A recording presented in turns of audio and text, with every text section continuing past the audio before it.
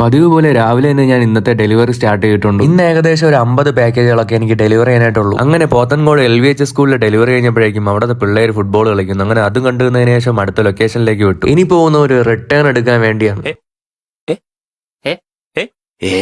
പിന്നെ ഞാൻ നോക്കുമ്പോൾ കുറച്ച് ഉറുമ്പുകൾ ഗേറ്റ് ക്രോസ് ചെയ്ത് പോകാൻ കഷ്ടപ്പെടുന്നു. എന്നാ പിന്നെ സഹായിച്ചേക്കാമെന്ന് കരുതി. അങ്ങനെ ഒരുവിധം ഇന്നത്തെ ഡെലിവറിയൊക്കെ ഏകദേശം കംപ്ലീറ്റ് ആവാറായിട്ടുണ്ട്. പിന്നെ അതെ ഇവിടെ ഒരാൾ കുറെ നേരമായിട്ട് ഈ ഗ്യാപ്പിൽ കൂടെ പുറത്തു ചാടാനുള്ള കഠിനമായ ശ്രമത്തിലാണ്. അങ്ങനെ ഇന്നത്തെ ലാസ്റ്റ് ലൊക്കേഷനിൽ വന്നപ്പോഴേക്കും ചെറിയ മഴയൊക്കെ പെയ്തു തുടങ്ങി. പിന്നെ വീട്ടിൽ വന്നപ്പോൾ ഇവിടെയാണെങ്കിലോ ചിക്കൻ ബിരിയാണി.